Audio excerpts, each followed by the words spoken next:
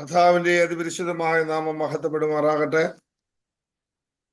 കർത്താവിൽ ബഹുമാന്യനായ pastor Aneesh J കരിങ്കാട്ടിൽ, അതുപോലെ തന്നെ ഈ ഷിക്കാഗോ പ്രയർ മീറ്റിംഗിൽ സംബന്ധിക്കുന്ന മാന്യ ശ്രോതാക്കൾ, വാത്സല്യ മാതാപിതാക്കൾ, ദൈവദാസന്മാർ, സഹോദരങ്ങൾ, എല്ലാവർക്കും കർത്താവായ യേശു ക്രിസ്തുവിന്റെ നിസ്തുല്യ നാമത്തിൽ എൻ്റെ വന്ദനം അറിയിക്കുന്നു. ഇവിടെ പ്രഭാതമാണ്, അമേരിക്കയിൽ സന്ധ്യാസമയമാണ്. നമുക്ക് ഒരുമിച്ച് വീണ്ടും ദൈവസന്നിധിയിൽ ഒരു പ്രാവശ്യം കൂടി കടന്നു വന്ന് ദൈവത്തെ ആരാധിക്കാൻ കിട്ടുക എന്ന് പറയുന്ന ആ സമയങ്ങൾ വളരെ വിലപ്പെട്ടതാണ്. നമുക്ക് ആർക്കും ഒന്നും പ്രവചിക്കുവാൻ കഴിയില്ല അടുത്ത നിമിഷം ലോകത്തിന് എന്ത് സംഭവിക്കുമെന്ന്. എന്നാൽ വിശുദ്ധ വേദപുസ്തകം നമ്മളെ വളരെ വ്യക്തമായി പഠിപ്പിക്കുന്ന ചില കാര്യങ്ങളുണ്ട്. അതുകൊണ്ട് കർത്താവായ യേശു ക്രിസ്തുവിൽ വിശ്വസിക്കുകയും വിശുദ്ധ ബൈബിളിൽ വിശ്വസിക്കുകയും ചെയ്യുന്ന ദൈവമക്കൾക്ക് എപ്പോഴും പ്രത്യാശയുണ്ട്. ഒന്നിനെക്കുറിച്ചും അമിതമായ ഭാരം നമുക്കില്ല. കാരണം നമുക്കൊരു പ്രത്യാശ ദൈവം നൽകിയിട്ടുണ്ട്. നാം വിട്ടുപിരിഞ്ഞ് ഈ ഭൂമിയിൽ നിന്ന് മാറ്റപ്പെട്ടാൽ നമുക്ക് വേണ്ടി വേറെ ഒരു ഒരിടം കർത്താവ് ഒരുക്കിയിട്ടുണ്ട്. സ്തോത്രം. ഇന്ന് പകൽക്കാലം എനിക്കറിയാം, നമ്മുടെ പ്രെയർ മീറ്റിങ്ങിൽ നമുക്ക് ആകെപ്പാടെ 1 മണിക്കൂറാണ് സമയമുള്ളത്. അപ്പോൾ ആ 1 മണിക്കൂറിനുള്ളിൽ സാക്ഷ്യവും വചനവും എല്ലാം കൂടെ സംസാരിക്കാൻ പ്രയാസം. എന്നാൽ ഒരു വാക്യം ഞാൻ വായിച്ച് അതിനുശേഷം എൻ്റെ കഴിഞ്ഞ പ്രാവശ്യം പറഞ്ഞ സാക്ഷ്യത്തിൻ്റെ തുടർച്ചയായി സംസാരിക്കുവാനായി ആഗ്രഹിക്കുന്നു. എഫേസ്യ ലേഖനം 6-ാം അധ്യായം അതിലെ 16 മുതൽ 18 വരെയുള്ള വാക്യങ്ങൾ ആരെങ്കിലും ഒന്ന് വായിച്ചാൽ നന്നായിരിക്കും. Book of Ephesians, chapter 6, verses 16 to 18.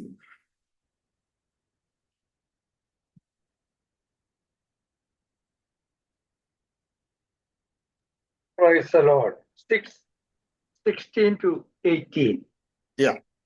എല്ലാറ്റിനും മീതെ ദുഷ്ടന്റെ തീയമ്പുകളെ ഒക്കെയും എടുക്കുവാൻ തക്കതായ വിശ്വാസം എന്ന പരിച എടുത്തും കൊണ്ട് നിൽപ്പീൻ. രക്ഷ എന്ന ശിരസ്ത്രവും ദൈവവചനം എന്ന ആത്മാവിന്റെ വാളും കൈക്കൊള്ളുവീൻ. സകല പ്രാർത്ഥനയാലും യാചനയാലും ഏത് നേരത്തും ആത്മാവിൽ പ്രാർത്ഥിച്ചും അതിനായി ജാഗരിച്ചും കൊണ്ട് സകല വിശുദ്ധന്മാർക്കും എനിക്കും വേണ്ടി പ്രാർത്ഥനയിൽ പൂർണ്ണ സ്ഥിരത കാണിപ്പീൻ. സ്തോത്രം.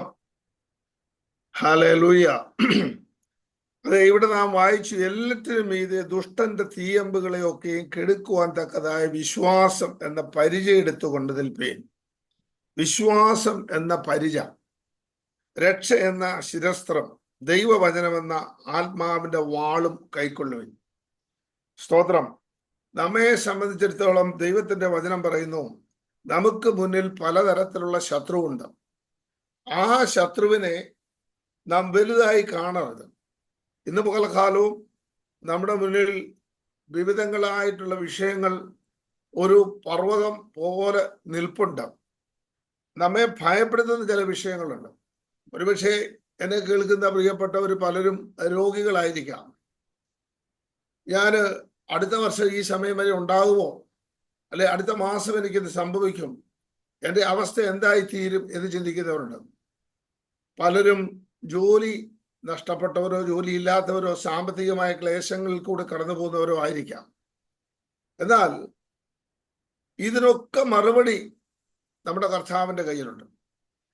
വിശ്വാസം എന്ന ആ പരിച എടുത്തുകൊണ്ട് ആമീൻ നാം മുന്നോട്ട് പോകാമെങ്കിൽ നമ്മുടെ ജീവിതത്തിൽ ഉണ്ടാകുന്ന ഏത് വിഷയത്തിൻ്റെ മേലും നമുക്ക് കർത്താവ് അത്ഭുതകരമായ വിടുതൽ തരും.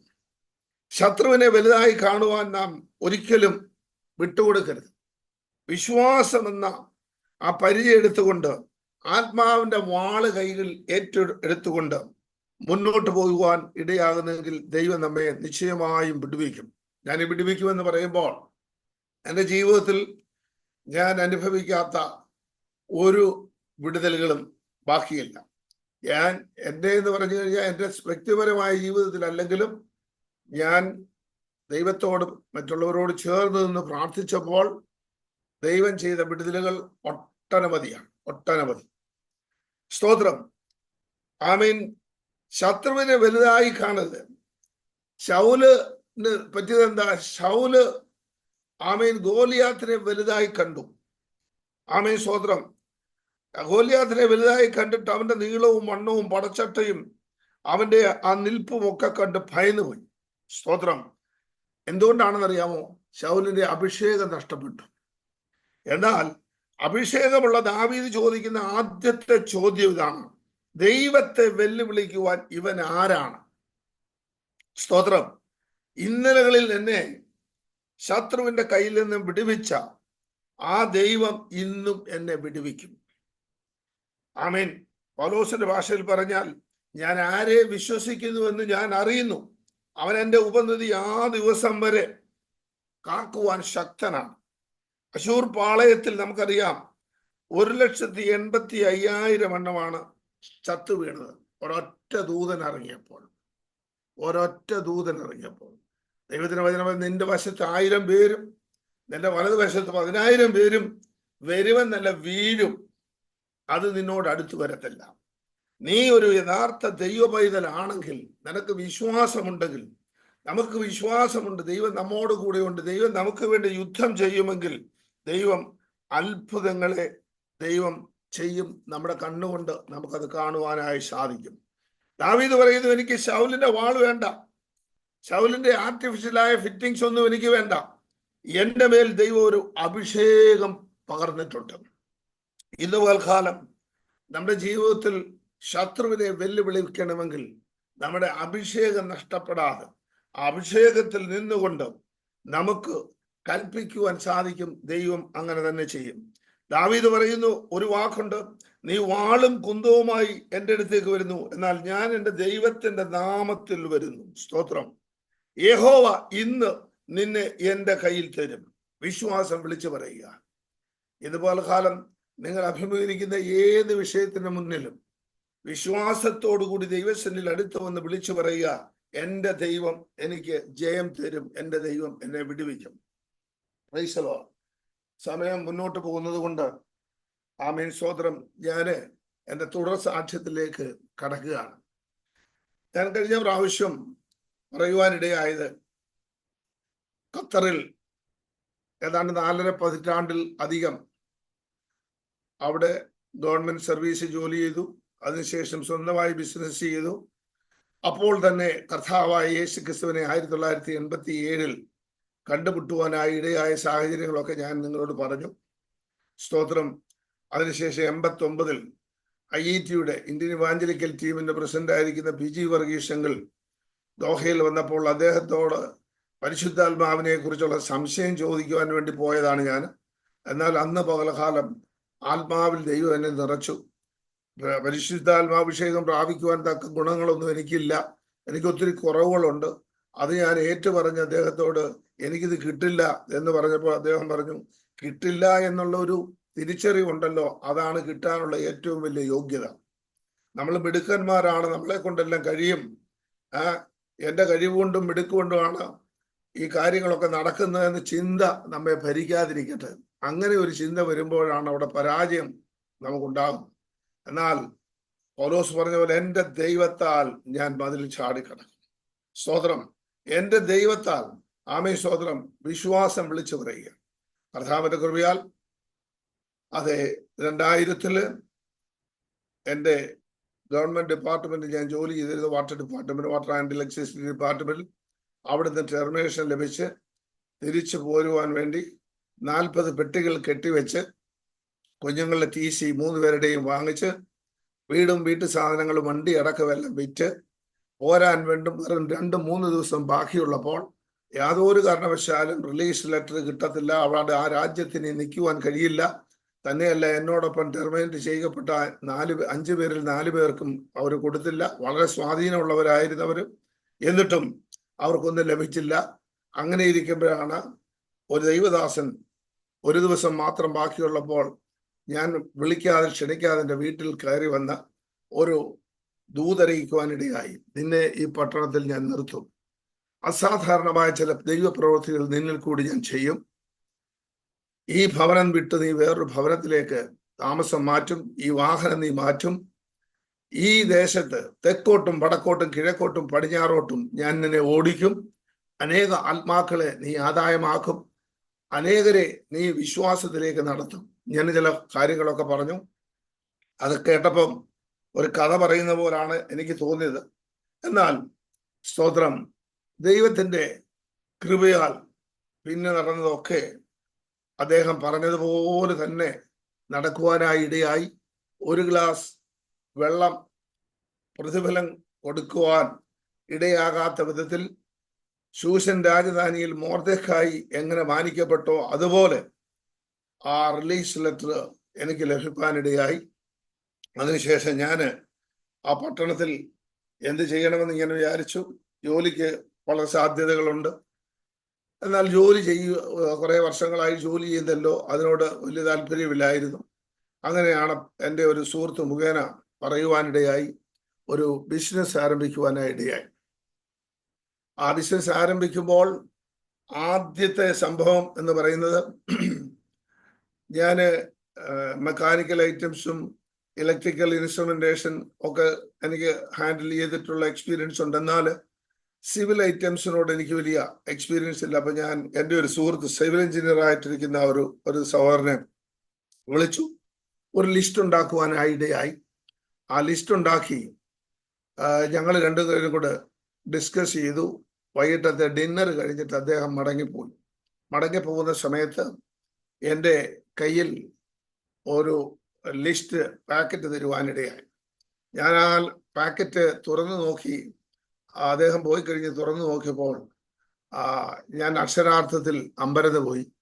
അതിനകത്ത് അന്ന്, അതായത് ഇന്നേക്ക് 24 വർഷങ്ങൾക്ക് മുമ്പ് 1,00,000 റിയാല് അതിനകത്ത് വെച്ചിരിക്കുന്നു. അപ്പോൾ ഞാൻ പെട്ടെന്ന് അദ്ദേഹത്തെ വിളിച്ചു. 500-ന്റെ 2 ബണ്ടിൽ നോട്ടുണ്ട്. ഞാൻ അദ്ദേഹത്തോട് പറഞ്ഞു, ബദറെ, ഈ ലിസ്റ്റിന്റെ കൂടെ കുറച്ച് പൈസ ഇരിക്കുന്നല്ലോ, ഇതെങ്ങനെയോ അബദ്ധത്തിൽ വെച്ചതാണ്. അത് ഞാൻ അങ്ങോട്ട് കൊണ്ടുതരണോ അതോ ഇവിടെ വന്ന് വാങ്ങിക്കുവോ എന്ന് ചോദിച്ചപ്പോൾ എന്നോട് പറഞ്ഞു, അത് പാസ്റ്റർ, ഞാനത് അറിഞ്ഞുകൊണ്ട് വെച്ചതാ, ഒരു നല്ല കാര്യം തുടങ്ങല്ലേ, ആ പൈസ ഇരിക്കട്ടെ എന്ന് പറയുവാനിടയായി. നിങ്ങൾ ഓർക്കണം, നമ്മുടെ സ്വന്തം സഹോദരങ്ങളോട് അന്നത്തെ റേറ്റ് വെച്ച് നോക്കിയാൽ തന്നെ ഏതാണ്ട് 1,00,000 റിയാൽ എന്ന് പറയുമ്പോൾ ഒരു 18 ലക്ഷം രൂപ ഓളം ഉണ്ട്. 18 ലക്ഷം രൂപ ഒരു വാക്ക് ചോദിക്കാതെ ആദ്യമായി ഒരു ബിസിനസ് ആരംഭിക്കുന്ന ഒരു വ്യക്തിക്ക് ഒരു ടേംസ് ആൻഡ് കണ്ടീഷനും ഇല്ലാതെ ആരെങ്കിലും കൊടുക്കും? പ്രേക്ഷകരോ, സാധാരണഗതിയിൽ ആരും കൊടുക്കില്ല. എന്നാൽ അദ്ദേഹം എന്നോട് പറഞ്ഞു, ഈ പണം ഞാൻ വെച്ചതാ. ഞാൻ പറഞ്ഞു, എനിക്ക് വേണ്ട, എനിക്ക് ഗ്രാറ്റുവിറ്റി കിട്ടിയ പൈസ കൊണ്ടാണ് ഞാനിത് ആരംഭിച്ചിരിക്കുന്നത്. അത് പോയാൽ എനിക്ക് പ്രശ്നമില്ല. എനിക്ക് കിടന്നുറങ്ങാൻ വീടും കാര്യങ്ങളും ഉണ്ട്. അതേസമയം നിങ്ങൾ തരുന്ന പൈസ നഷ്ടപ്പെട്ടു കഴിഞ്ഞാൽ ഞാൻ നിങ്ങളോട് എപ്പോഴും ആൻസർ ചെയ്യേണ്ടി വരും. അതുകൊണ്ട് അത് വേണ്ടാന്ന് പറഞ്ഞു. അദ്ദേഹം എന്ത് ചെയ്താൽ സമ്മതിക്കത്തില്ല. അദ്ദേഹം പറഞ്ഞു, ഞാനിത് പാസ്റ്റർ ആവശ്യപ്പെട്ടിട്ട് തരുന്നതല്ല, അതുകൊണ്ട് അങ്ങനെ പറയരുത്, നിശ്ചയമായി ഇത് വാങ്ങിച്ചേ മതിയാവും എന്ന് പറഞ്ഞു. അങ്ങനെ അദ്ദേഹം പറഞ്ഞു, എനിക്ക് ഏത് സമയത്ത് ഇത് വേണോ ഞാൻ കുറഞ്ഞത് 6 മാസത്തെ നോട്ടീസ് തരും, ആ 6 മാസത്തിൻ്റെ ഉള്ളിൽ പാസ്റ്റർ തന്നാൽ മതി. അപ്പോ ഞാൻ അത് സമ്മതിച്ചു. 6.5 വർഷത്തിന് ശേഷമാണ് ആ പൈസ ഞാൻ കൊടുത്തത്. അതൊക്കെ വിശദമായിട്ട് പറയാൻ പോയ ഒരുപാട് കാര്യങ്ങളുണ്ട്. ഞങ്ങൾ ആ ബിസിനസ് തുടങ്ങുന്ന ഒരു പുതിയ മാർക്കറ്റിൽ ഏതാണ്ട് ഒരു 110 ഷട്ടേഴ്സ് അന്ന് ഉണ്ട്. ആ മാർക്കറ്റിൽ, പുതിയ മാർക്കറ്റാണ്. അതില് ഞാൻ ബിസിനസ് ഒക്കെ അവസാനിപ്പിക്കുന്ന സമയത്തല്ല, തുടങ്ങിയ ഒരു 3 വർഷം കഴിഞ്ഞപ്പോൾ തന്നെ 3 ഷോപ്പ് ഒഴിച്ച് ബാക്കിയെല്ലാം ക്ലോസ് ഡൗൺ ചെയ്തു. കാരണം മുന്നോട്ട് പോകാൻ കഴിയുന്നില്ല, ബിസിനസ് ഇല്ല. എന്നാൽ ദൈവത്തിന്റെ കരുണയാൽ ദൈവം ആരംഭിച്ചതായതുകൊണ്ട് എൻ്റെ ബിസിനസ് സ്റ്റാർട്ടിങ് മുതലേ ദൈവത്തിന്റെ ഒരു പദ്ധതി അതിനകത്ത് എനിക്ക് കാണുവാൻ കഴിഞ്ഞു. ഈ പണം ഞാൻ 6.5 വർഷത്തിന് ശേഷം അദ്ദേഹം ബഹ്റൈനിൽ ഒരു ബിസിനസ് തുടങ്ങാൻ വേണ്ടി പോകുമ്പോൾ നിർബന്ധിച്ച് അദ്ദേഹത്തിന് കൊടുക്കുകയായിരുന്നു. അപ്പൊ ആ കൊടുത്ത കൂട്ടത്തിൽ എനിക്ക് അന്ന് വരെ കിട്ടിയ പ്രോഫിറ്റിന്റെ ഒരു ഷെയർ ആ റേഷ്യോ അനുസരിച്ച് ഞാൻ കൊടുത്തപ്പോൾ ഏതാണ്ട് 50,000 റിയാൽ കൂടുതൽ, 48,000-49,000 റിയാൽ ഉണ്ടായിരുന്നു. അദ്ദേഹം അന്തം വിട്ടു. അദ്ദേഹം പറഞ്ഞു, പാസ്റ്റർ, ഇതെങ്ങനെ എനിക്ക് ഈ പൈസ കിട്ടുന്നത്? ഇത്രയും എനിക്കറിഞ്ഞുകൂടെ, നിങ്ങളുടെ പൈസ ആണെന്നോ, നിങ്ങളുടെ പൈസയുടെ കൃത്യമായ കണക്ക് എൻ്റെ കയ്യിലുണ്ട്, അതിൽ നിന്ന് എനിക്ക് കിട്ടിയിട്ടുള്ള ലാഭത്തിന്റെ നിങ്ങളുടെ മുടക്ക് മുതലിന്റെ വിഹിതമാണെന്ന് പറഞ്ഞ് ആ പണം കൊടുക്കുവാനായി ഇടയായി. ഞാൻ പറഞ്ഞതിന്റെ കാര്യം, ദൈവം ഒരു പദ്ധതി ആരംഭിച്ചിട്ടുണ്ടെങ്കിൽ, ദൈവം ഒരു വിഷയം ഏറ്റെടുത്തിട്ടുണ്ടെങ്കിൽ നമ്മൾ ഒത്തിരി തലവേദന എടുക്കട്ടെ, ദൈവത്തിന്റെ കരത്തിലോട്ട് കൊടുത്താൽ മതി. നമ്മുടെ പദ്ധതി അനുസരിച്ച്, നമ്മുടെ ബ്ലൂ പ്രിന്റ് അനുസരിച്ചുമല്ല കാര്യങ്ങൾ മുന്നോട്ട് പോകുന്നത്. സ്തോത്രം. അന്ന് എനിക്കത് അത്രയും മനസ്സിലാക്കുവാനായി കഴിഞ്ഞില്ല. പക്ഷെ എന്നാൽ ഓരോ സ്റ്റെപ്പ് എടുക്കുമ്പോഴും എനിക്ക് മനസ്സിലായി ഇതിന്റെ പിന്നിലൊക്കെ ദൈവത്തിന്റെ പദ്ധതിയുണ്ട്. കാരണം ഞാൻ ദുബായി പോയി മെറ്റീരിയൽസ് എല്ലാം ഓർഡർ ചെയ്തു. സാധനം തിരിച്ച് കൊണ്ടുവരാൻ ഫ്രൈറ്റ് ഫോർവേഡേഴ്സ് കമ്പനിയുടെ അടുത്ത് ചെന്ന് ഇതിനെക്കുറിച്ച് ചോദിച്ചപ്പോൾ ഞാൻ വെറുതെ ഒന്ന് ചോദിച്ചു, ഇവിടെ എങ്കിലും നല്ല കമ്പനികളുണ്ടോ മെറ്റീരിയൽ സപ്ലൈ ചെയ്യാൻ? അദ്ദേഹം എനിക്ക് 2-3 കമ്പനിയുടെ പേര് തന്നു. ആ 2-3 കമ്പനിയിൽ ഞാൻ വിളിച്ചതിൽ ഒരു കമ്പനി വിളിച്ചു ചോദിച്ചപ്പോൾ അവിടുത്തെ പ്രൊക്യൂർമെന്റിൽ ഇരിക്കുന്നത് എൻ്റെ റിലേറ്റീവ്സിന്റെ ബന്ധുവായിരിക്കുന്ന ഒരു മനുഷ്യനാണ്. സംസാരിച്ചു വന്നപ്പോൾ ഞാൻ പറഞ്ഞത്, അന്ന് അദ്ദേഹം എന്നോട് പറഞ്ഞു, നിങ്ങളുടെ കമ്പനിയുടെ സാധനങ്ങൾ ലിസ്റ്റ് കൊണ്ടുപോവാ, അതിന്റെ സാമ്പിളും കൊണ്ടുവരാൻ പറഞ്ഞു. അടുത്ത ദിവസം ഞാൻ ഈ ലിസ്റ്റും സാമ്പിളും കൊണ്ട് കൊടുത്തു. ഏതാണ്ട് 500 ഐറ്റം റെഗുലറായിട്ട് അടുത്ത 4 വർഷം അവർക്ക് വേണ്ടതിൽ ഒരു 58 ഐറ്റം ഞങ്ങളുടെ കമ്പനി സപ്ലൈ ചെയ്യുവാനായി ഇടയായി. പ്രിയ ദൈവമക്കളെ, ഓർക്കണം, ഒരു 5000 രൂപയുടെ ബിസിനസ് ആ മാർക്കറ്റിൽ കിട്ടാതെ അനേകർ വിഷമിക്കുമ്പോൾ ഓരോ മാസവും ഒരു 8 ലക്ഷം രൂപ 9 ലക്ഷം റിയാലിന്റെ ബിസിനസ് ഒരൊറ്റ കമ്പനിയിൽ നിന്ന് കിട്ടത്തക്ക വിധത്തിൽ ഡെയിലി ഓരോ ലോഡ് മെറ്റീരിയൽസ് ഓരോ ട്രക്ക് പോകുവാനായി ഇടയായി. പ്രൈസലോ. ഇതെങ്ങനെ സംഭവിച്ചു? അതുകൊണ്ട് തീർന്നില്ല.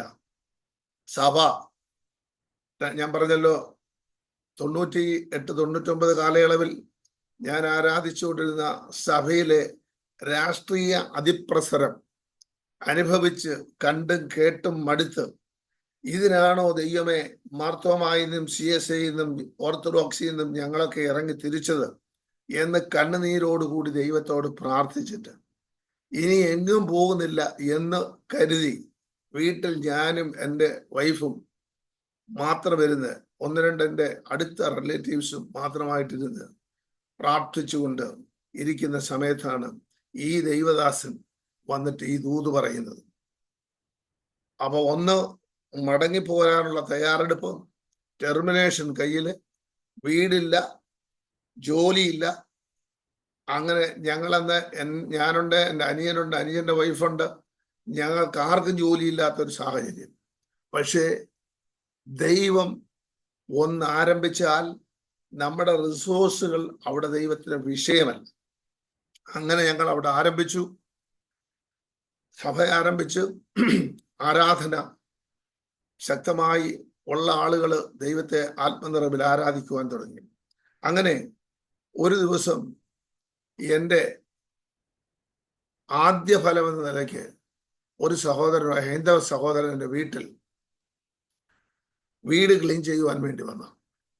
വീട് ക്ലീൻ ചെയ്തുകൊണ്ട് വാക്യൂം ക്ലീനർ പിടിച്ചുകൊണ്ടിരിക്കുമ്പോൾ ഞാൻ ഒരു 7 ദിവസത്തെ ഉപവാസത്തിലാണ്. അപ്പോൾ ഉപവസിച്ചു കൊണ്ടിരിക്കുന്ന സമയത്ത്, ഞാൻ ബൈബിള് വായിച്ചു കൊണ്ടിരുന്ന സമയത്ത് ഇദ്ദേഹം എൻ്റെ അടുത്തേക്ക് വന്നിട്ട് എന്നോട് ചോദിച്ചു,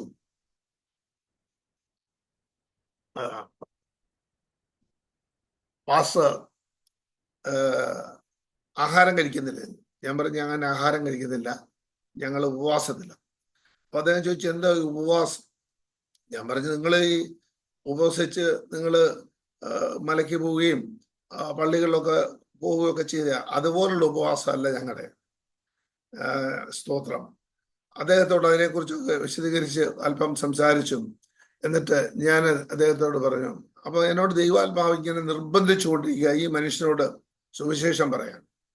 അപ്പൊ ഞാൻ വിചാരിച്ചു, ഇദ്ദേഹം കൊടുങ്ങല്ലൂരിനടുത്തുള്ള ഒരു കുപ്രസിദ്ധി ആർജിച്ച അമ്പലമുണ്ട്, അതിനടുത്ത് താമസിക്കുന്ന ഒരു മനുഷ്യനാണ്. തന്നെയല്ല, അദ്ദേഹം കാതിപ്പയറ്റും മർമ്മവും അടിനടയും ഇങ്ങനെയുള്ള പരിപാടികളും ഒക്കെയുള്ള ആളാണ്. എന്തിനാ വെറുതെ ബുദ്ധിമുട്ടുണ്ടാക്കുന്നതെന്ന് കരുതി ഞാൻ അദ്ദേഹത്തോട്, ദൈവം എന്നോട് പിന്നെയും പറഞ്ഞു, ഇതൊന്ന് പറ, നീ പറ, യേശുവിനെ കുറിച്ച് പറയാം. അപ്പൊ ഞാൻ പറഞ്ഞു, ഞാനിത് പറഞ്ഞാൽ ഈ നാളെ അവൻ പണി മുടക്കി ക്ലീൻ ചെയ്യാനും വരാതിരിക്കും എന്ന് വിചാരിച്ച് ഞാൻ മിണ്ടിയില്ല. ഒരു ചില മിനിറ്റുകൾ കഴിഞ്ഞപ്പോൾ വീണ്ടും ദൈവം എന്നോട് പറയുന്നു, കർത്താവിനോട് പറയുന്നു, നീ ഇവനോട് സംസാരിക്കും. ഞാൻ പെട്ടെന്ന് ഈ സഹോദരനോട് പറഞ്ഞു, ഇങ്ങോട്ട് അടുത്ത് വരാൻ പറഞ്ഞു. അദ്ദേഹം പറഞ്ഞു, ഞാൻ പറഞ്ഞു കയറിയിരിക്കാൻ പറഞ്ഞു, ശോഭയാണ്. അദ്ദേഹം പറഞ്ഞു, ഇല്ല ഞാൻ സാറിന്റെ കൂടെ ഇരിക്കത്തില്ല, ഞാൻ ഇവിടെ ഇരുന്നോളാന്ന് പറഞ്ഞു താഴെ അങ്ങ് മുട്ടുകുത്തിയിരുന്നു. ഞാൻ അദ്ദേഹത്തോട് ചോദിച്ചു, സഹോദരന് യേശു ക്രിസ്തുവിനെ കുറിച്ച് കേട്ടിട്ടുണ്ടോ? പറഞ്ഞു, ക്രിസ്ത്യാനികളുടെ ദൈവമല്ലേ യേശു ക്രിസ്തു? പിന്നെ ഞാൻ കേട്ടിട്ടുണ്ട്. ഞാൻ പറഞ്ഞു, ക്രിസ്ത്യാനിയുടെ ദൈവമല്ല യേശു ക്രിസ്തു, നിങ്ങൾക്ക് തെറ്റുപറ്റിപ്പോയി. ഇന്ന് അനേക മനുഷ്യർക്ക് പറ്റിയിരിക്കുന്ന ഒരു തെറ്റതാ. യേശു ക്രിസ്തു ഒരു മതം സ്ഥാപിക്കാൻ വേണ്ടി ലോകത്തിൽ വന്നവനല്ല. യേശു ക്രിസ്ത്യാനിയുടെ, ഒരു മത്തായിയുടെ, ഒരു യോഹന്നാന്റെയോ ഒരു തോമാച്ചന്റെയോ മാത്രം ദൈവമല്ല. സകല മാനവരാശിയുടെ മനുഷ്യകുലത്തിന്റെ പാപത്തിന്റെ പരിഹാരമായി കാൽവറി ക്രൂശിൽ തന്റെ മുഴുവൻ രക്തവും ഊറ്റി നമ്മെ നാശത്തിൽ നിന്ന്, നിത്യനാശത്തിൽ നിന്ന്, നിത്യനരകത്തിൽ നമ്മെ വിടുവിച്ച ദൈവമാണ് യേശു ക്രിസ്തു. അവനെ കൈക്കൊണ്ട് അവന്റെ നാമത്തിൽ വിശ്വസിക്കുന്ന ഏവർക്കും അവൻ ദൈവമക്കളാകുവാൻ അധികാരം കൊടുത്തു. സ്തോത്രം. ഞാൻ അദ്ദേഹത്തോട് പറഞ്ഞു, ഒരു ജാതിയോ മതമോ സ്ഥാപിക്കാനല്ല യേശു ലോകത്തിൽ വന്നത്. യേശു ക്രിസ്തുവിന് ഓരോ ആളിന്റെ ജാതിയോ മതമോ പേരോ ഒന്നും ഒരു വിഷയമല്ല, അത് ചോദ്യവും ചെയ്യാറുമില്ല. അതുകൊണ്ട് ആരവനിൽ വിശ്വസിക്കുന്നു, തന്റെ ഏകജാതനായ പുത്രനിൽ വിശ്വസിക്കുന്ന ഏവനും നശിച്ചു പോകാതെ നിത്യജീവൻ പ്രാപിക്കേണ്ടതിന് ദൈവം അവനെ നൽകുവാൻ തക്കവണ്ണം ലോകത്തെ സ്നേഹിച്ചു. ഞാൻ അദ്ദേഹത്തോട് ദൈവത്തിന്റെ വചനം പറഞ്ഞു, പ്രിയ സഹോദര, നിങ്ങൾ ആരും ആയിക്കൊള്ളട്ടെ, ഇന്നലെ വരെ നിങ്ങൾ ചെയ്ത പാപം എന്തും ആയിക്കോട്ടെ, ഇതുവരെയുള്ള നിങ്ങളുടെ അവസ്ഥ എന്തും ആയിക്കൊള്ളട്ടെ, ഈ യേശുവിനെ കൈക്കൊള്ളുവാൻ നിങ്ങൾക്ക് മനസ്സുണ്ടെങ്കിൽ ഇന്ന് പകൽക്കാലം നിങ്ങളുടെ പാപം പരിപൂർണമായി, ആമേൻ സ്തോത്രം, തുടച്ചു മാറ്റി നിങ്ങളെ ഒരു പുതിയ സൃഷ്ടിയാക്കി തീർക്കുവാൻ എൻ്റെ ദൈവത്തിന് കഴിയുമെന്ന്. എൻ്റെ ആത്മീയ ജീവിതത്തിൽ 45 മിനിറ്റ് കൊണ്ട് ഒരാൾ യേശു ക്രിസ്തുവിനെ മനസ്താപത്തോടുകൂടി, സമർപ്പണത്തോടുകൂടി രക്ഷകനായ യേശുവിനെ കൈക്കൊണ്ട് ഒരു വിശ്വാസത്തിലേക്ക് കടന്നു വന്നത് ഞാൻ എൻ്റെ ഇതുവരെയുള്ള ചരിത്രത്തിൽ ആദ്യത്തെ സംഭവം. 45 മിനിറ്റ് കൊണ്ട് അദ്ദേഹം കൈകൂപ്പി എൻ്റെ അടുത്ത് നിന്നു യേശു ക്രിസ്തുവിനെ രക്ഷിതാവും കർത്താവുമായി സ്വീകരിച്ചു. അതുകൊണ്ട് തീർന്നില്ല. അദ്ദേഹം വീണ്ടും വരുമ്പോൾ പല സംശയങ്ങൾ ചോദിക്കും, പറഞ്ഞു കൊടുക്കും. 3 മാസം കഴിഞ്ഞ് അദ്ദേഹത്തെ ഞാൻ പിതാവിന്റെയും പുത്രന്റെയും പരിശുദ്ധാത്മാവിന്റെയും നാമത്തിൽ, ആമേൻ സ്തോത്രം, സ്നാനപ്പെടുത്തുവാനായിടയായി. സ്നാനപ്പെട്ട ശേഷം അദ്ദേഹം, നിങ്ങൾ ചിന്തിക്കണം, കർത്താവിന്റെ വചനം പറയുന്നത്, നന്മയും കരുണയും നിന്റെ ആയുഷ്കാലം ഒക്കെ നിന്നെ പിന്തുടരും. നന്മയ്ക്ക് മുകളിൽ കൂടെ പോയിട്ടുള്ള ഏത് വ്യക്തിയുണ്ടോ അവരെല്ലാം വിശുദ്ധ വേദപുസ്തകം നോക്കിയാൽ നശിച്ചു പോയിട്ടുണ്ട്. സമയത്തിന്റെ പരിമിതി കൊണ്ട് ഞാൻ അതിന്റെ പേരുകളൊന്നും എടുക്കുവാൻ ഉദ്ദേശിക്കുന്നില്ല. എത്ര പേരെ വേണേലും നമുക്ക് ബൈബിളിൽ കാണാം. എന്നാൽ നാം ദൈവത്തിന്റെ പുറകെ പോയി കഴിയുമ്പോൾ നമുക്ക് ആവശ്യമുള്ളത് ഇന്നതെന്ന് കർത്താവ് അറിയുന്നത് കൊണ്ട് നമുക്ക് മുന്നാലെ പോയി വഴികളെ നിരപ്പാക്കി നമുക്ക് ആവശ്യമുള്ള വഴികളും വാതിലുകളും ദൈവം തുറന്നു തരും. ഞാൻ അദ്ദേഹത്തോട് പറഞ്ഞു, അദ്ദേഹത്തിന്റെ സാലറി അന്ന് എനിക്ക് തോന്നുന്നു 1200 1300 റിയാലാണ്. സ്നാനപ്പെട്ട ഒരാഴ്ച കഴിഞ്ഞപ്പോൾ ഈ മനുഷ്യനെ എവിടെ ജോലി ചെയ്തോ അതേ ജോലിയിൽ തന്നെ സ്ഥിരപ്പെടുത്തി, പെർമനന്റ് ആക്കി. അന്ന് അദ്ദേഹം ഈ ഇതിന്റെ വാട്ടറിന്റെ ഒരു മുനിസിപ്പാലിറ്റി സെക്ഷനിലാണ് ജോലി ചെയ്യുന്നത്. അവിടെ പമ്പ് ഓപ്പറേറ്ററാണ്. അന്നത്തെ ആ ഒരു സ്ഥിതി അനുസരിച്ച് അവിടുത്തുകാർക്ക് മാത്രമേ പെർമനന്റ് ആയിട്ട് പോസ്റ്റ് കൊടുക്കത്തുള്ളൂ. എന്നാൽ ദൈവം ഇടപെട്ട് കഴിഞ്ഞപ്പോൾ ഈ മനുഷ്യന് പെർമനന്റ് പോസ്റ്റ് അദ്ദേഹത്തിന് പോലും അറിയത്തില്ല. അത്ഭുതമാണ്. കാരണം 1500 രൂപ താഴെ ശമ്പളം കിട്ടുന്ന സ്ഥാനത്ത് നിന്ന് 5800 പോകുന്നത്. ഓർത്തു നോക്കണം. ഈ മനുഷ്യൻ കരഞ്ഞുകൊണ്ട് ഓടി എൻ്റെ അടുത്ത് വന്നിട്ട് പറഞ്ഞു, അതേ സ്തോത്രം, പത്രോസ് യോഹന്നാനും എല്ലാം കൂടെ മീൻ പിടിക്കാൻ പോയപ്പം പെരുത്ത മീൻകൂട്ടം വലയിൽ അകപ്പെട്ടപ്പോൾ പത്രോസ് ഓടി വന്ന് ദൈവത്തിന്റെ കർത്താവിന്റെ മുന്നിൽ വിറച്ചു കൊണ്ട് നിന്നപോലെ വന്നിട്ട് പറഞ്ഞു, എനിക്ക് അത്ഭുതമാ സാറേ, ഇതെന്ത് സംഭവിച്ചു എന്ന് എനിക്ക് അറിഞ്ഞുകൂടാ. ഞാൻ പറഞ്ഞു, ഇത് ഒരു തുടക്കം മാത്രമാണ്. സ്തോത്രം, ഇതൊരു തുടക്കം മാത്രമാണ്. നിന്നെ ദൈവം വീണ്ടും അനുഗ്രഹിക്കും. പക്ഷെ നീ വിശ്വസ്തയോടെ നിൽക്കണം. അത് കഴിഞ്ഞു അദ്ദേഹത്തിന്റെ വീട്ടിൽ, ആ കോളനിയിൽ ഏതാണ്ടൊരു, എനിക്ക് തോന്നുന്നൊരു അന്ന് ഞാൻ ചെല്ലുന്ന സമയത്ത് ഒരു 10-20 വർഷം 30 വർഷം മുമ്പത്തെ ചരിത്രം ഞാൻ പറഞ്ഞു. അന്ന് ഞാൻ ചെല്ലുന്ന സമയത്ത് അവിടെ ഒരു 200-250 വീടുകളുണ്ട്. എല്ലാ വീടുകളും കുടിലുകളാണ്. ഒരൊറ്റ വീട് പോലുമില്ല ടെറസ് ബിൽഡിങ്, എല്ലാം കുടിലുകളാണ്. ആ വീടുകളിൽ എല്ലാം ഈ വ്യക്തിയാണ് ഒരു മാസത്തിൽ ഒരിക്കൽ 1 ചാക്ക് അരിയും 1 ചാക്ക് പയറും കൊടുക്കുന്നത്. അങ്ങനെ ഈ സഹോദരൻ എന്നോട് പറഞ്ഞു, സാറേ, ഞാൻ അവിടെ ഒരു വീടുണ്ടാക്കിയിട്ടുണ്ട്. ആ വീട് ഈ കർത്താവിനെ കണ്ടുമുട്ടിയത് കൊണ്ട് ദൈവം എനിക്ക് തന്ന നന്മയാണ്. അതിൻ്റെ ഒരു നില കർത്താവിന്റെ നാമത്തിന് വേണ്ടി ഉപയോഗിക്കാൻ വേണ്ടി ഞാൻ ദൈവദാസന്റെ കൈ തരിക. ദൈവദാസന് ഇഷ്ടമുള്ളവരെ അവിടെ ആക്കി ഒരു പ്രാർത്ഥന അവിടെ ക്രമീകരിക്കുക. അവിടെ വന്ന് ആ കെട്ടിടം ഒന്ന് പ്രതിഷ്ഠിച്ച് പ്രാർത്ഥിച്ചു തരണം. ഞാൻ അവിടെ പോകാനിടയായി. ആ സ്ഥലത്ത് ചെന്നാൽ തന്നെ നമുക്കറിയാം, ഒരു വല്ലാത്ത അരാജകത്വം നിറഞ്ഞ ഒരു സ്ഥലം, ഒരു ആത്മീക വെളിച്ചവും ഏശിയിട്ടില്ലാത്തൊരു സ്ഥലം. അവിടെ ആകെയുള്ള ഏക ടെറസ് കെട്ടിടം ഈ പറഞ്ഞ വ്യക്തിയുടെ. അദ്ദേഹത്തോട് ഞാൻ പറഞ്ഞു, ദൈവത്തിന്റെ സന്നിധിയിൽ വിശ്വസ്തയോടെ നിൽക്കണം. നിങ്ങൾക്കെതിരെ ആരെല്ലാം വന്നാലും ശരി, ആർക്കും നിങ്ങളെ ഒന്നും ചെയ്യാൻ കഴിയില്ല. അതുകൊണ്ടാണ് സങ്കീർത്തനക്കാരനായ ദാവീദ് പറയുന്ന, ഒരു സൈന്യം എൻ്റെ നേരെ പാളയം ഇറങ്ങിയാലും ഞാൻ ഭയപ്പെടുകയില്ല. സ്തോത്രം. കാരണം സങ്കീർത്തനക്കാരനായ ദാവീദിന് അറിയാം, സൈന്യത്തേക്കാൾ വലിയ ശക്തിയുള്ള സൈന്യത്തെ നിയന്ത്രിക്കുന്ന ദൈവം തമ്പുരാൻ എൻ്റെ കൂടെയുണ്ട്. ഞാൻ അദ്ദേഹത്തോട് പറഞ്ഞു. എന്നാൽ അദ്ദേഹത്തോട് ഞാൻ പറഞ്ഞു, നിങ്ങൾ ഒരു കാര്യം ചെയ്യണം. അത് കഴിഞ്ഞ് ഒരു 3-4 വർഷമായി. ഒരിക്കൽ അവധിക്ക് പോകുന്ന സമയത്ത് ഞാൻ അദ്ദേഹത്തോട് പറഞ്ഞു, നിങ്ങൾ നാട്ടിൽ ചെല്ലുമ്പോൾ നിങ്ങൾ മാത്രം ഈ രക്ഷയുടെ പെട്ടകത്തിൽ കയറാനല്ല ദൈവം കണ്ടിരിക്കുന്നത്. നിങ്ങളുടെ കുടുംബത്തിലുള്ളവരോട്, ആ കോളനിയിലുള്ളവരോട് നിങ്ങൾ അവരെ വിശപ്പിന് ആഹാരം കൊടുക്കുന്നു, പയർ കൊടുക്കുന്നു, അരി കൊടുക്കുന്നു, ശരി തന്നെ. അക്കൂട്ടത്തിൽ യേശുവിനെ കുറിച്ച് അവരോട് പറയണം. ഈ യേശു ക്രിസ്തുവിനെ അറിയുവാൻ വേണ്ടിയാണ് നിങ്ങളെ അവിടെ നിന്ന് ഇവിടെ കൊണ്ടുവന്ന് എൻ്റെ അടുത്ത് കൊണ്ടുവരുവാനും ഇങ്ങനെ ഒരു രൂപാന്തരം ദൈവം തരുവാനും ഇടയായതെന്ന് പറയുവാൻ്റെ. അദ്ദേഹത്തിന്റെ ഭാര്യയും കുഞ്ഞുങ്ങളെ എല്ലാം കൂടെ കൂട്ടി ഒരു 8 കിലോമീറ്റർ ദൂരെയുള്ള ഒരു ചർച്ചിൽ കൊണ്ടുപോയി. അവിടെ ചെന്നപ്പം 2 ഓട്ടോറിക്ഷ വേണം ഇവർക്ക് എല്ലാവർക്കും കൂടെ പോവാൻ. അവിടുന്ന് 2 ആഴ്ച പോയി. 3-ാമത്തെ ആഴ്ച ഭാര്യ പറഞ്ഞു, 2 ആഴ്ച നിങ്ങൾ വിളിച്ചപ്പോൾ ഞങ്ങൾ വന്നില്ലേ, ഇനിയും ഈ ആഴ്ച ഞങ്ങളുടെ കൂടെ അമ്പലത്തിൽ നിന്ന് വരാൻ പറഞ്ഞു. അദ്ദേഹം പറഞ്ഞു, അത് ശരിയാകത്തില്ല, അത് ശരിയല്ല. അവര് പറഞ്ഞു, അതെങ്ങനെ ശരിയല്ലാതിരിക്കുന്നത്? നിങ്ങളുടെ സന്തോഷത്തിന് വേണ്ടി നിങ്ങൾ പറഞ്ഞപ്പോൾ ഞങ്ങൾ വന്നു, അപ്പം നിങ്ങൾ വരണ്ടേ? അവസാനം അവരെ നിർബന്ധം സഹിക്കാൻ വയ്യാതെ അദ്ദേഹം പറഞ്ഞു, ഞാൻ വരാം, പക്ഷെ ഞാൻ അകത്ത് കയറത്തില്ല. അവര് പറഞ്ഞു, ശരി മതി.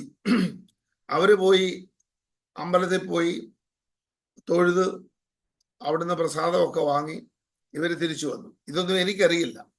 എന്നാൽ ഞാൻ പ്രാർത്ഥിച്ചു കൊണ്ടിരിക്കുമ്പോൾ ഒരു കണ്ടിന്യൂസ് ആയി ചില ദിവസങ്ങൾ ഈ മനുഷ്യനെ കാണുക മാത്രമല്ല, ഈ മനുഷ്യൻ ഒരു സ്ഥലത്ത് ചെന്നിരിക്കുന്നു. അവിടെ ഇരിക്കുന്ന വ്യക്തിയുടെ കഴുത്തിൽ ഒരു വലിയ എന്താ പറയുക രുദ്രാക്ഷമാല കിടക്കുന്നു. നെറ്റിയിൽ ഒരു ചന്ദ്രക്കലയുള്ള പൊട്ടും ഇതൊക്കെയുണ്ട്. അപ്പൊ ഒരു ദിവസം കണ്ടത്, 2 ദിവസം കണ്ടു. 3-ാം ദിവസം ഞാനിത് കണ്ടപ്പോൾ ഇദ്ദേഹം വന്നപ്പോൾ ഞാൻ ചോദിച്ചു, സഹോദര, നിങ്ങൾ നാട്ടിൽ പോയപ്പോഴ് എവിടെ ആരാധനയ്ക്ക് പോയി? അപ്പൊ എന്നോട് പറഞ്ഞു, പാസ്റ്ററെ ഈ ഞാൻ പറഞ്ഞ പോലെ കാര്യങ്ങളൊക്കെ പറഞ്ഞു. അപ്പൊ എന്നോട് ചോദിച്ചു, ഞാൻ ചോദിച്ചു, അവിടുന്ന് കൊണ്ടുവന്ന ആഹാരം വല്ലതും നിങ്ങൾ കഴിച്ചു? അപ്പൊ എന്നോട് ചോദിച്ചു, എന്താ പാസ്റ്ററെ അങ്ങനെ, എന്താ സാറേ അങ്ങനെ പറയാൻ കാര്യം? ഞാൻ പറഞ്ഞു, അല്ല, കഴിച്ചോ? അപ്പൊ എന്നോട് പറഞ്ഞു, അവർ വീട്ടിൽ കൊണ്ടുവന്നു ഒരല്പം എൻ്റെ ഈ തന്ന് ഞാനും കഴിച്ചു. അപ്പോ എന്നോട് ചോദിച്ചു, വീണ്ടും ചോദിച്ചു, എന്താ അതുകൊണ്ട് അതിൽ കുഴപ്പമുണ്ടോ?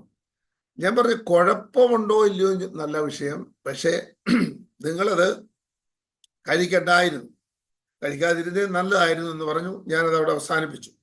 എന്നാൽ 2-3 ദിവസം കഴിഞ്ഞപ്പോൾ ഇദ്ദേഹം എന്നെ വിളിച്ചിട്ട് പറഞ്ഞു, സാറേ എനിക്ക് ഒരു അസുഖമുണ്ട്.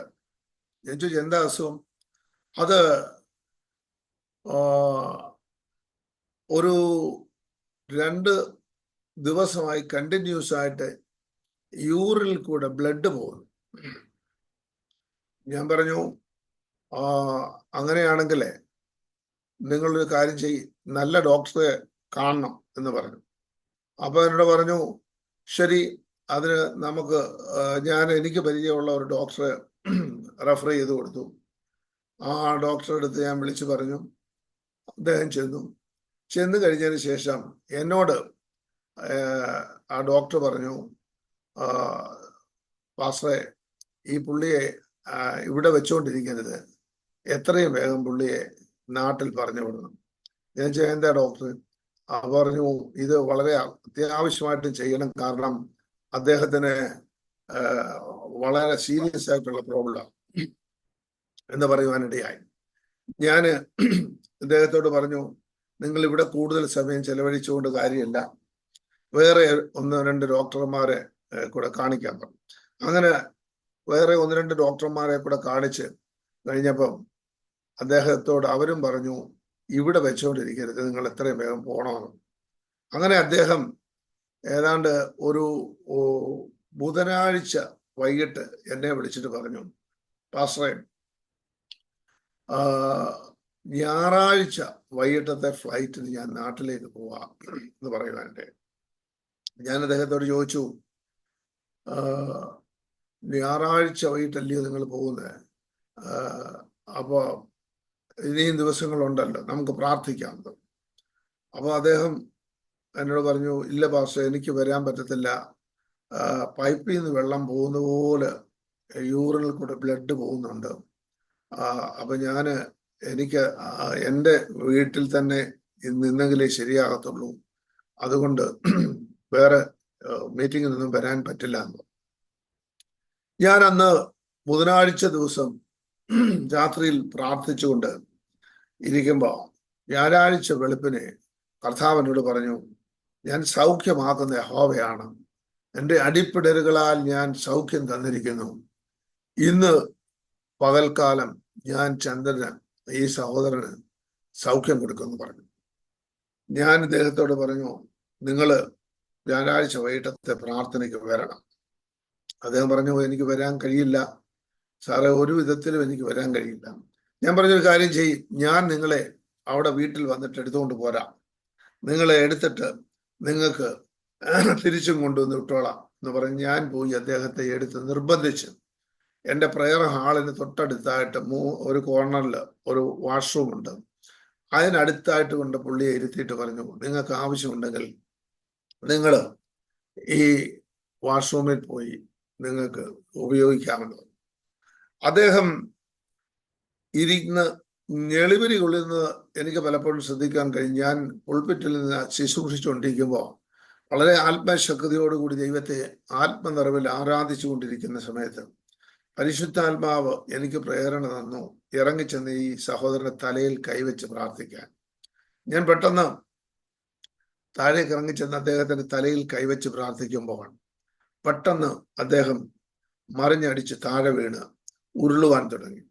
അവിടെ നിന്ന് ആ പുൾപിറ്റ് വരെ ഏതാണ്ടൊരു 60-70 അടി ഇദ്ദേഹം ഉരുണ്ട് അവിടെ എത്തുവാനിടയായി. അതിനുശേഷം അദ്ദേഹത്തിന് കാലും കൈയും ഒക്കെ അങ്ങ് തണുത്തു, കൈകാലുകൾ നിവർത്തി കണ്ണ് വളരെ രക്തം പോലെ ചുവന്നു, മേപ്പോട്ട് കണ്ണിന്റെ ദൃഷ്ടികൾ മറയാൻ തുടങ്ങി. പെട്ടെന്ന് എൻ്റെ അസിസ്റ്റന്റ് ആയിരിക്കുന്ന 1-2 പാസ്റ്റർമാരും അന്നേരം അവിടെ ഉണ്ടായിരുന്ന ചില സഹോദരങ്ങളും എല്ലാവരും കൂടെ എന്നോട് പറഞ്ഞു, പാസ്റ്ററെ, നമുക്ക് പെട്ടെന്ന് എമർജൻസി കൊണ്ടുപോകാം.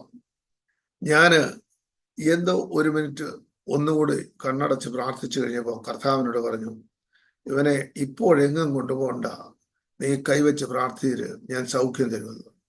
ഞാൻ അവിടെ ഇരുന്ന അന്നത്തെ രാത്രിയിലത്തെ ആ പ്രേയറിൽ എനിക്ക് തോന്നുന്നു ഒരു 50-55 പേരും കാണും.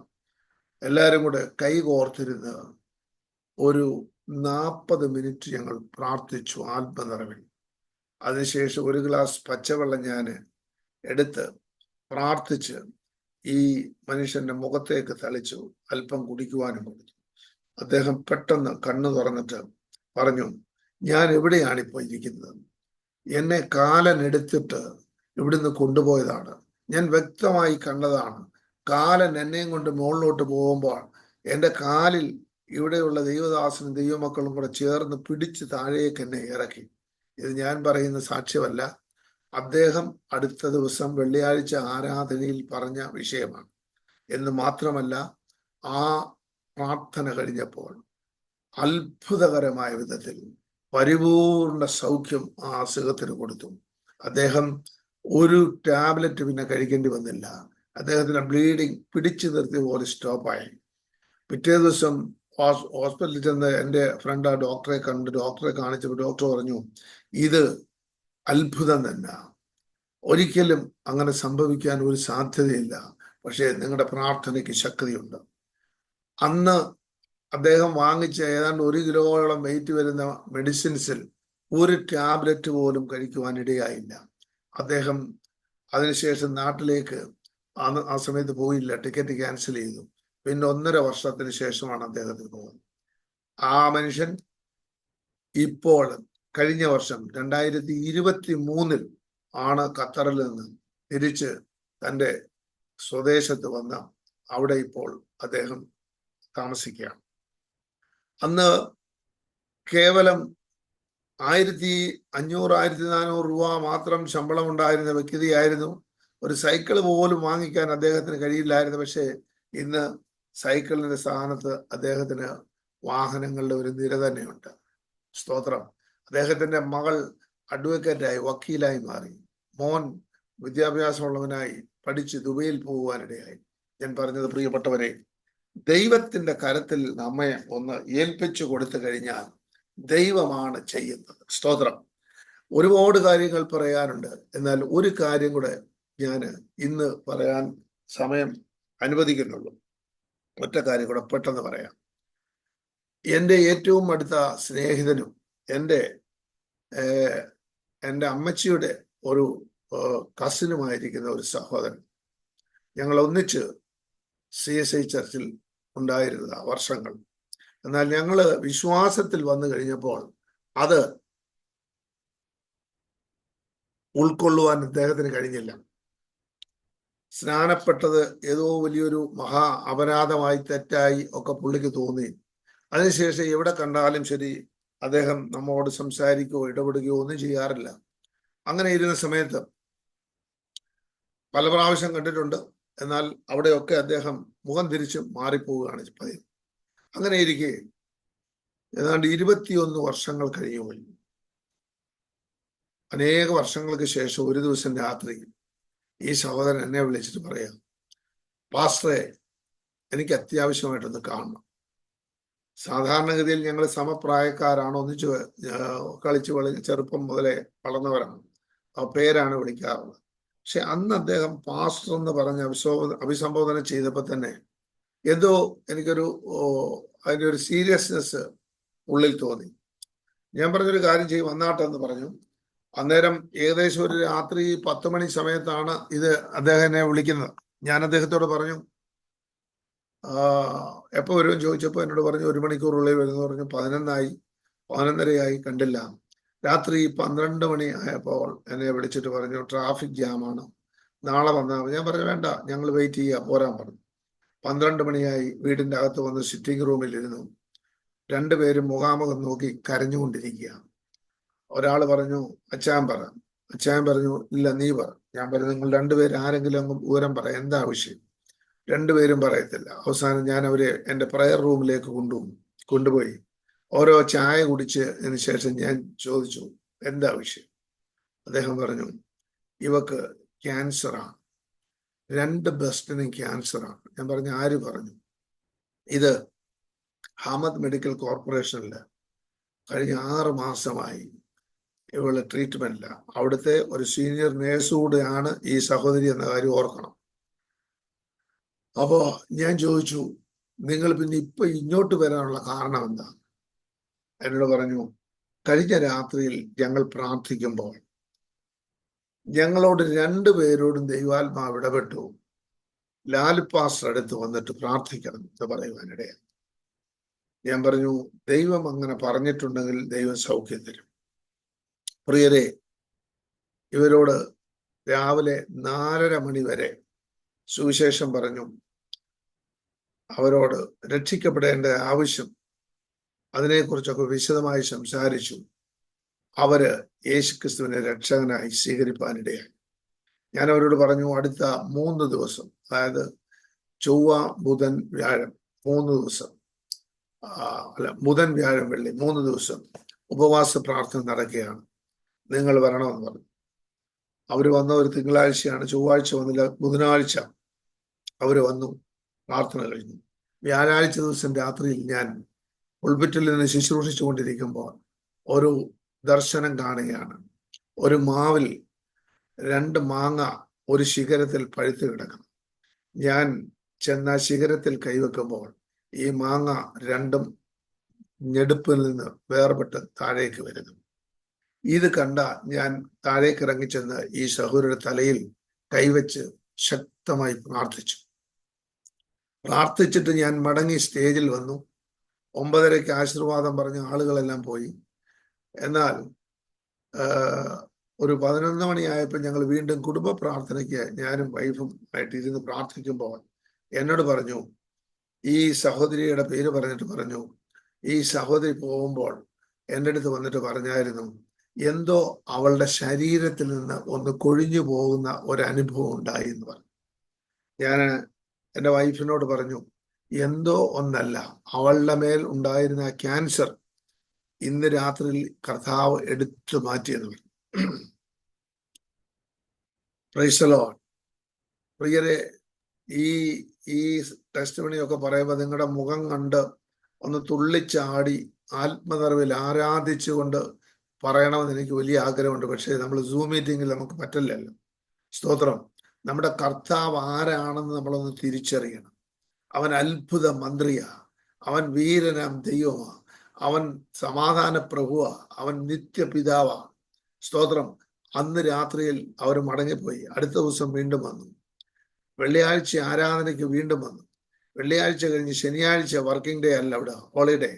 ഞായറാഴ്ച ഫസ്റ്റ് വർക്കിംഗ് ഡേയിൽ ഹോസ്പിറ്റലിലേക്ക് പോകുന്നതിന് മുമ്പ് എന്നെ വിളിച്ചിട്ട് പറഞ്ഞു, പാസ്റ്റർ, ഞങ്ങൾ ഹോസ്പിറ്റലിലേക്ക് പോവാണ്, സർജറിക്ക് വേണ്ടിയുള്ള ഡേറ്റ് ഇന്ന് തരാമെന്ന് പറഞ്ഞിട്ടുണ്ട് എന്ന് പറഞ്ഞു.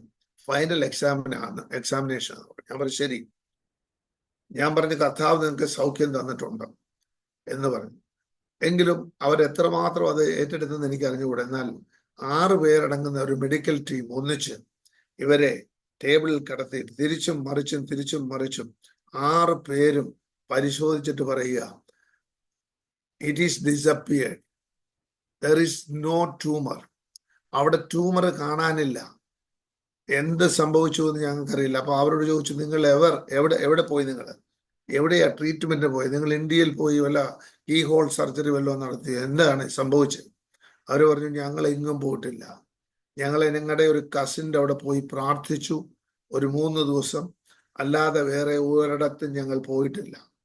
അപ്പോൾ ഈ ഡോക്ടേഴ്സ് പറഞ്ഞു, we don't know that, but it is amazing, it is a wonderful and it is a really miracle happened എന്ന് പറഞ്ഞിട്ട് അദ്ദേഹം ചോദിച്ചു, ആരാണ് ഇത് പ്രാർത്ഥിച്ച്? എനിക്ക് ആ വ്യക്തിയോട് സംസാരിക്കാൻ പറ്റുമോ? ഈ സഹോദരിയുടെ ഹസ്ബൻഡ് അവിടെ നിന്ന് ഉറക്കെ ഷൗട്ട് ചെയ്തിട്ട് ഹോസ്പിറ്റലാണെന്നുള്ള പരിസരബോധം പോലും മറന്നിട്ട് ഉറക്ക ഷൗട്ട് ചെയ്തിട്ട് hallelujah pastor praise the Lord, praise the Lord pastor, praise the Lord. ആ എന്റെ ഭാര്യയ്ക്ക് ട്യൂമർ ഇല്ല, അത് കാണാനില്ല, അപ്രത്യക്ഷമായി എന്ന് ആമീൻ സ്വതന്ത്രം ഡോക്ടേഴ്സ് പറയുന്നെന്ന് പറഞ്ഞു. അവ ആ കൂട്ടത്തിൽ എന്നോട് പറഞ്ഞു, ഇവിടെയുള്ള ഡോക്ടർ ചോദിക്കുന്നു പാസ്റ്ററോടൊന്ന് സംസാരിക്കണമെന്ന്, കൊടുക്കട്ടെ? ഞാന് അദ്ദേഹത്തോട് പറയുക, ഞാൻ പറഞ്ഞു നമുക്കറിയാമല്ലോ വേറൊരു വിഭാഗമാണെങ്കിൽ കൊടുക്കണ്ട എന്ന് പറഞ്ഞു. നിങ്ങൾക്കത് മനസ്സിലായി കാണുമെന്ന് വിശ്വസിക്കുന്നു. അപ്പോ ഞാന് കൊടുക്കണ്ട എന്ന് പറയുന്നതിന് മുമ്പായി അദ്ദേഹം റിസീവർ വാങ്ങിച്ചു. അദ്ദേഹത്തിന്റെ റിപ്ലൈ എന്നോട്, pastor, I am also born again Christian from Jordan. I am not Muslim. Praise the Lord. And I do believe in Jesus Christ and I do believe in miracle.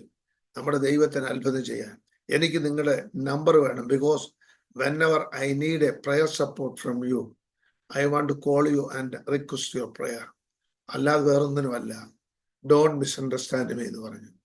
ഞാൻ പറഞ്ഞു number കൊടുത്തേക്കാൻ പറഞ്ഞു. സ്വതന്ത്രം. ഞാൻ പറഞ്ഞതിന്റെ താല്പര്യം, പ്രിയരെ, 7 മണി ഇവിടെ ആകുകയാണ്. അതുകൊണ്ട് എനിക്ക് നിർത്താതിരിക്കാൻ പറ്റത്തില്ല. ഇനി നിങ്ങളൊരു അനവധി കാര്യങ്ങൾ കൂടി കേൾക്കാൻ ഉണ്ട്. ഒത്തിരി കാര്യങ്ങൾ. അത് ദൈവം അനുവദിച്ചാൽ ഇനിയുള്ള ടൈമുകളിൽ എപ്പോഴും നമുക്ക് സാവകാശം കിട്ടുന്നോ അന്നേരം നമുക്ക് ചെയ്യാം. ഒത്തിരി കാര്യങ്ങൾ. ആമീൻ. 8 വർഷം 10 വർഷം 12 വർഷമായി കുഞ്ഞുങ്ങളില്ലാതെ, തലമുറയില്ലാതെ ഭാരപ്പെട്ടിരിക്കുന്ന അനേകർക്ക് ദൈവം തലമുറകളെ കൊടുത്തു. 28-ൽ പരം കുടുംബങ്ങൾക്ക്. ഇവിടെ നിന്ന് കാനഡയിലുള്ളവർക്ക് വേണ്ടി പ്രാർത്ഥിച്ചപ്പോൾ ദൈവം അത്ഭുതം ചെയ്തു. ഇവിടെ നിന്ന് ഗൾഫിലുള്ളവർക്ക് വേണ്ടി, സിംഗപ്പൂരിലുള്ളവർക്ക് വേണ്ടി പ്രാർത്ഥിച്ചു, ദൈവം അത്ഭുതം ചെയ്തു. 11 പ്രാവശ്യം ട്യൂബ് പ്രഗ്നൻസി ആയിരുന്ന സഹോദരിക്ക് മെഡിക്കൽ സയൻസ് പറഞ്ഞു ഇവളിനിയും ഗർഭം ധരിച്ചാൽ ഇവള് മരിച്ചു പോകും. പക്ഷേ ആ സഹോദരിക്ക് ദൈവം കുഞ്ഞുങ്ങളെ കൊടുത്തു. ഒത്തിരി അത്ഭുതങ്ങൾ, ഒത്തിരി കാര്യങ്ങൾ. ഈ അത്ഭുതങ്ങൾ ഒക്കെ ചെയ്യുമെങ്കിലും ഇതൊന്നും നമ്മളല്ല ചെയ്യുന്നത്. നമുക്കൊന്നും ചെയ്യാൻ കഴിയില്ല. പത്രോസിനോട് പറഞ്ഞു, മിടുക്കനായ പത്രോസെ, നീ മിടുക്കനാ, പക്ഷേ നിനക്ക് എന്നെ പിരിഞ്ഞൊന്നും ചെയ്യാൻ കഴിയില്ല. അതുകൊണ്ട് താഴ്മയോട് വിനയത്തോട് പറയട്ടെ, എന്തെല്ലാം ചെയ്തിട്ടുണ്ടോ അതെല്ലാം കർത്താവാണ് ചെയ്തത്. കർത്താവിന്റെ നാമം മാത്രം മഹത്വപ്പെടട്ടെ. നമ്മളൊക്കെ ജസ്റ്റ് ഇൻസ്ട്രുമെന്റ്സ് ആണ്, ഉപകരണങ്ങൾ. ഒരു ടൂൾ ബോക്സിൽ അനവധി ഉപകരണങ്ങൾ ഉള്ളതുപോലെ ഓരോരുത്തരെയും ഓരോ കാര്യത്തിന് വേണ്ടി ദൈവം ഉപയോഗിക്കുന്നു. അതിനകത്ത് ഒന്നും വില കുറഞ്ഞതില്ല, ഒന്നും വേണ്ടാത്തതില്ല. എല്ലാത്തിനെയും കൊണ്ട് ഓരോരോ സമയങ്ങളിൽ ഓരോരോ സ്ഥലത്ത് ആവശ്യമാണ്. അതുകൊണ്ട് എല്ലാം കർത്താവിന്റെ നാമത്തിന് മഹത്വമായി തീരട്ടെ. കർത്താവിന്റെ നാമം മാത്രം മഹത്വപ്പെടട്ടെ. കർത്താവിന് മാത്രം സകല മഹത്വവും മാനവും സ്തുതിയും ബഹുമാനവും അർപ്പിച്ചുകൊണ്ട് ഞാൻ എൻ്റെ വാക്കുകൾ ചുരുക്കുന്നു. സമയം തന്ന വിലപ്പെട്ട ദൈവദാസനും ഈ പ്രയർ ഗ്രൂപ്പിനും എന്റെ നന്ദി അറിയിക്കുന്നു. ദൈവം നിങ്ങളെ എല്ലാവരെയും അനുഗ്രഹിക്കട്ടെ. എന്നാൽ നിങ്ങൾക്ക് ആർക്കെങ്കിലും ഏതെങ്കിലും പ്രത്യേക വിഷയം ഉണ്ടെങ്കിൽ, പ്രാർത്ഥന ആവശ്യമുണ്ടെങ്കിൽ, നിങ്ങൾക്ക് ദൈവദാസന്റെ കയ്യിൽ നിന്ന് നമ്പർ വാങ്ങിക്കാം, വിളിക്കാം. ഞാൻ നിങ്ങൾക്ക് വേണ്ടി പ്രാർത്ഥിക്കും. കഴിഞ്ഞ 1 മാസം മുമ്പ് ആസാദ് ടിവിയിൽ എൻ്റെ ടെസ്റ്റ് മണി ഉണ്ടായിരുന്നു. അത് കേട്ട ഒരുപാട് ജനം പല സ്ഥലങ്ങളിൽ നിന്ന് വിളിച്ചു. ഒത്തിരി പേര് വിടുവിക്കപ്പെടുവാനിടയായി. ആ ടെസ്റ്റ് മണി കേട്ടിട്ട് 2 കുടുംബം രക്ഷിക്കപ്പെട്ടു. സ്നാനപ്പെടുവാനായി ദൈവം കൃപ നൽകി. സ്തോത്രം. എനിക്ക് വലിയ സന്തോഷമായി. കാരണം ഞാൻ എഴുതിയ അത്ഭുതങ്ങളും അനുഗ്രഹങ്ങളും എന്ന് പറഞ്ഞൊരു പുസ്തകമുണ്ട്. അത് മുഴുവൻ എൻ്റെ അനുഭവങ്ങളാണ്. അത് വായിച്ച ആ കുടുംബം രക്ഷിക്കപ്പെട്ടു. അവരെന്നെ വിളിച്ചു, വചനം കേട്ടു. ഞാൻ പറഞ്ഞു, അതിനുശേഷം സ്നാനപ്പെടാനുള്ള താല്പര്യം അറിയിച്ചു. ചെന്നൈയിലുള്ള ഒരു സഭയിൽ അവര് കടന്നുപോയി. അവിടെ സ്നാനപ്പെട്ടു. അന്ന് ഞാൻ അവർക്ക് വേണ്ടി പ്രാർത്ഥിച്ചു. ദൈവം അവരെ അനുഗ്രഹിച്ചു. അതുപോലെ നിങ്ങൾക്ക് ആർക്കെങ്കിലും ആമേൻ സ്തോത്രം ഏതെങ്കിലും പ്രാർത്ഥനാ വിഷയങ്ങൾ ഉണ്ടെങ്കിൽ വിളിച്ചാൽ നിങ്ങൾക്ക് വേണ്ടി പ്രാർത്ഥിക്കാൻ ബഹുമാന്യ ദൈവദാസനുമായി ബന്ധപ്പെട്ടാൽ അതിനുള്ള അവസരങ്ങൾ നിങ്ങൾക്ക് ഉണ്ടാകും. കർത്താവ് നിങ്ങളെ എല്ലാവരെയും, പ്രത്യേകാൽ ഈ പ്രയർ ഗ്രൂപ്പിനെയും ദൈവം ധാരാളമായി സമൃദ്ധമായി അനുഗ്രഹിക്കട്ടെ. ഈ ടെസ്റ്റ് മണി കേൾക്കുന്ന, ഈ മീറ്റിങ്ങിൽ അറ്റൻഡ് ചെയ്യുന്ന എല്ലാവരെയും ദൈവം അനുഗ്രഹിക്കട്ടെ. സമയം തന്ന ദൈവദാസന് ഒരിക്കൽ കൂടി നന്ദി അറിയിച്ച് ഞാൻ എൻ്റെ വാക്കുകൾ ചുരുക്കുന്നു. ദൈവം നമ്മെ അനുഗ്രഹിക്കുക. God bless you all. പ്രിയമുള്ളവരെ, എത്ര അനുഗ്രഹിക്കപ്പെട്ട ഒരു സാക്ഷ്യമാണ് നമ്മൾ കേട്ടുകൊണ്ടിരുന്നത്. കർത്താവിന്റെ ദാസൻ തന്റെ അനുഭവങ്ങളൊക്കെ പറഞ്ഞത് നമുക്ക് എത്ര ദൈവനാമ മഹത്വത്തിന് വേണ്ടി അവൻ സൗഖ്യദായകനാണ്. ആ ഒരാളോട് സുവിശേഷം പറയണം എന്ന് കർത്താവ് തന്റെ മനസ്സിൽ പറഞ്ഞപ്പോൾ മാനുഷിക ബുദ്ധി വെച്ച് നമ്മൾ പലതും ചിന്തിക്കും. ഇപ്പം പറഞ്ഞാൽ അത് ശരിയാകുമോ, അവർക്ക് ഇഷ്ടപ്പെടത്തില്ലായിരിക്കും, അല്ലെങ്കിൽ എന്താണ് ഇതിന്റെ ഭവിഷ്യത്ത് എന്തായിരിക്കും എന്നൊക്കെ നമ്മൾ ചിന്തിക്കും. പക്ഷേ നമുക്ക് ആ ഉത്സാഹം നമ്മുടെ മനസ്സിലുണ്ടെങ്കിൽ കർത്താവ് നമ്മളോട് പറയുമ്പോൾ നമ്മൾ ശക്തമായിട്ട് ആ സുവിശേഷം പറയേണ്ടതാണ്. ഞാൻ ഒന്ന് രണ്ട് വാചകങ്ങളോട് പറഞ്ഞതിന് ശേഷം ബ്രദർ ജോപ്പൻ ദയവായി പ്രാർത്ഥിക്കണമെന്ന് ഞാൻ അപേക്ഷിക്കുന്നു. കർത്താവിന്റെ ദാസൻ പറഞ്ഞ എല്ലാ കാര്യങ്ങളും പ്രിയമുള്ളവരെ, കർത്താവ് സൗഖ്യദായകനാണ്. നമ്മുടെ ജീവിതത്തിൽ രോഗങ്ങളുണ്ട്, ബന്ധപ്പാടുകളുണ്ട്. എന്നാൽ കർത്താവ് പറഞ്ഞാൽ അവൻ നമുക്ക് സൗഖ്യം തരുന്ന യഹോവ റാഫ, അവൻ സൗഖ്യദായകനാണ്. പക്ഷെ പലപ്പോഴും നമുക്കത് ലഭിക്കാത്തത് നമ്മുടെ വിശ്വാസത്തിന്റെ കുറവുകൊണ്ട് ആയിരിക്കുമല്ലോ. വിശ്വാസം എന്ന പരിച, വചനം എന്ന വാൾ നമ്മുടെ കയ്യിലുണ്ടെങ്കിൽ പ്രിയമുള്ളവരെ നമുക്ക് ഒരിക്കലും ലജ്ജിക്കേണ്ടി വരികയില്ല, നമുക്ക് സംശയിക്കേണ്ടി വരികയില്ല. കർത്താവ് നമ്മളോടൊരു കാര്യം പറഞ്ഞാൽ, കർത്താവ് നമ്മളെ നയിക്കുന്ന വഴിയിലേക്ക് പോയാൽ തീർച്ചയായിട്ടും അവിടെ പരാജയമല്ല. എല്ലാവരും പരാജിതരായാലും നമുക്ക് വിജയമുണ്ട്. കർത്താവിന്റെ ദാസന ബിസിനസിന്റെ കാര്യമൊക്കെ പറഞ്ഞില്ല, കർത്താവ് പറഞ്ഞൊരു വഴിയിലേക്ക് പോവുകയാണെങ്കിൽ എന്താണെങ്കിലും അതിൻ്റെ അകത്ത് വിജയമുണ്ട്. അത് കർത്താവ് നമുക്കത് വിജയമാക്കി തരും. ഇതെല്ലാം വളരെ ശക്തമായിട്ട് നമ്മൾ കേട്ടല്ലോ. ഇനിയും വീണ്ടും കർത്താവിന്റെ ദാസനെ കുറച്ച് ഏതാനും ആഴ്ചകൾ കഴിഞ്ഞ് വീണ്ടും കർത്താവിന്റെ ദാസനെ ഈ ലൈനിൽ വന്ന ബാക്കി കാര്യങ്ങൾ, തന്റെ ജീവിതത്തിന്റെ അനുഭവങ്ങൾ പങ്കുവെക്കുന്നതാണ്. അത് നമുക്ക് കേൾക്കുന്നത് തീർച്ചയായിട്ടും നമുക്കും പ്രചോദനമാണല്ലോ. കർത്താവിന്റെ ദാസന് എത്രയോ പേർക്ക് ഒരു വിടുതലിന്റെ ശുശ്രൂഷ ചെയ്ത് നമുക്കറിയാം. പത്രോസ് യോഹന്നാനും കൂടെ ദേവാലയ വാതിൽക്കലേക്ക് ചെന്നപ്പോൾ അവിടെ സുന്ദരമെന്ന ആ വാതിക്കൽ ഇരുന്ന അവനെ അങ്ങ് സൗഖ്യമാക്കി, ഒരു സെക്കൻഡ് കൊണ്ട് അങ്ങ് സൗഖ്യമാക്കി. അപ്പോഴത്തേക്ക് ജനമെല്ലാം തടിച്ചു കൂടി ഇവരെ നോക്കുകയും പത്രോസ് പറഞ്ഞ എന്താണ്, സഹോദരന്മാരെ, ഇത് ഞങ്ങളുടെ ഭക്തി കൊണ്ടോ ഞങ്ങളുടെ സ്വന്തം ശക്തി കൊണ്ടോ ഇവനെ നടക്കുമാറാക്കി എന്നതുപോലെ ഞങ്ങളെ ഉറ്റുനോക്കുന്നത് എന്ത്? ഇത് ഞങ്ങളുടെ ശക്തി കൊണ്ടോ ഞങ്ങളുടെ ഭക്തി കൊണ്ടോ ഞങ്ങളുടെ കഴിവുകൊണ്ടോ ഒന്നുമല്ല, യേശുവിന്റെ നാമത്തിൽ യേശുവാണ് ഇവരെ വ്യക്തമാക്കിയത് വ്യക്തമായിട്ട് പറഞ്ഞു. ഇന്ന് അത് തന്നെയാണ്, ഈ 2000 വർഷത്തിന് ശേഷവും അത് തന്നെയാണ്. പക്ഷെ ചില സാഹചര്യങ്ങളില് അങ്ങനെ അല്ലാത്തതുപോലൊക്കെ ആളുകൾ പെരുമാറുന്നതും ഒക്കെ നമ്മൾ കണ്ടിട്ടുണ്ട്. എന്നാൽ കർത്താവിന്റെ ശക്തി കൊണ്ടാണ് കർത്താവ് നമ്മളെ അതിന് മുഖാന്തരങ്ങളാക്കുന്നു എന്ന് മാത്രമേ ഉള്ളൂ. നമുക്ക് കർത്താവിന്റെ ദാസനി പറഞ്ഞ ഈ വചനവും പറഞ്ഞ സാക്ഷ്യവും നമുക്ക് ഹൃദയത്തിൽ സംഗ്രഹിക്കാൻ കർത്താവ് തന്റെ ദാസനെ ധാരാളമായിട്ട് അനുഗ്രഹിക്കട്ടെ. തുടർന്നു ശക്തമായിട്ട് അനേകർക്ക് ഒരു വിടുതലിന്റെ ശുശ്രൂഷ ചെയ്യുന്നതിന് കർത്താവ് സഹായിക്കട്ടെ എന്ന് പ്രാർത്ഥിക്കുന്നു. ഷിക്കാഗോ പ്രേരണയുടെ പേരിലുള്ള സ്നേഹം, സന്തോഷം പ്രകാശിപ്പിക്കുന്നു. നിങ്ങൾക്ക് ആർക്കെങ്കിലും കർത്താവിന്റെ ദാസന്റെ നമ്പർ വേണമെങ്കിൽ എന്നോട് ചോദിച്ചാൽ മതി, വാട്സാപ്പിൽ എന്നോട് ആവശ്യപ്പെട്ടാൽ മതി, നൽകുന്നതാണ്. കർത്താവ് നമ്മെ ഏവരെയും ധാരാളമായിട്ട് സഹായിക്കട്ടെ. Thank you.